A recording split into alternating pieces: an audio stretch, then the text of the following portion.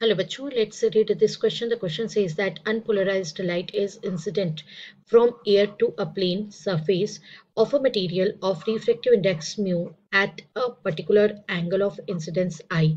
It is found that the reflected and refracted rays are perpendicular to each other. Which of the following options is correct for this situation? Option A, I equals to sine inverse 1 by mu. B, reflected light is polarized with its electric vector perpendicular to the plane of incidence. Reflected light is polarized with its electric vector parallel to the plane incidence. D, I equals to tan inverse 1 by mu. We have to choose the correct option. आइए बच्चों discuss कर लेते हैं हम यहाँ पर की concept को। तो देखिए बच्चों, सबसे पहले हमें ये पता होना चाहिए कि अनपोलराइज्ड लाइट क्या होता है ना।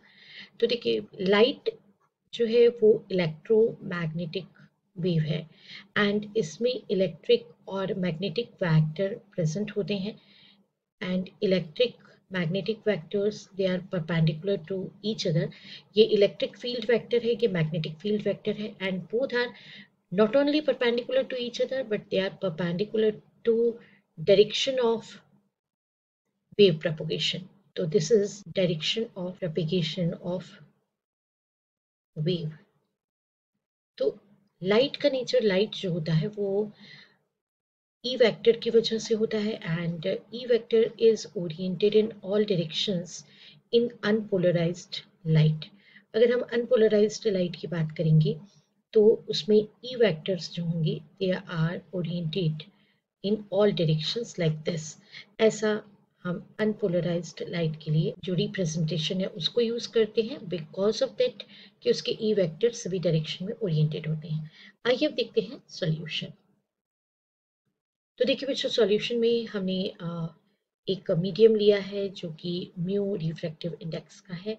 This is the refractive index of this medium और ये लाइट रे है इंसिडेंट लाइट रे जो कि अनपोलराइज्ड लाइट रे है, इंसिडेंट लाइट रे।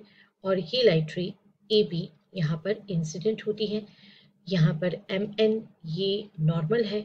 तो बी पॉइंट पर जब इंसिडेंट होती है लाइट रे तो it get partially reflected and partially refracted.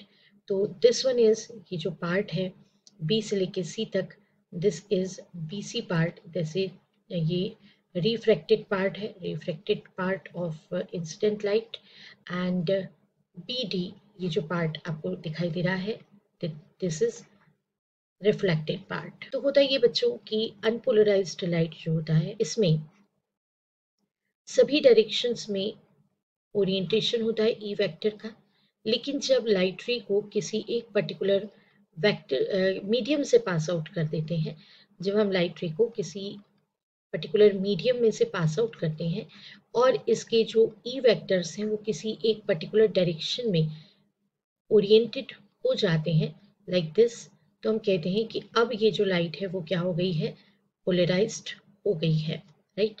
तो पोलराइज्ड लाइट और अनपोलराइज्ड लाइट में यही डिफरेंस है।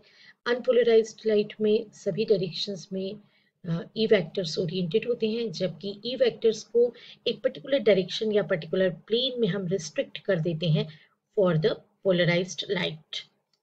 अब देख रहे हैं जैसा आपकी यहाँ पर जो डायग्राम आपको दिखाई दे रहा है उसमें कि इसका जो पार्शियली रिफ्लेक्टेड पार्ट है वो कंप्लीटली पोलराइज्ड है, क्योंकि इसके अंदर जो ई वेक्टर्स हैं वो हमने यहाँ पे डॉट से डिनोट किए हैं। All these dots they are indication of E vectors and E vectors are perpendicular to the incident plane.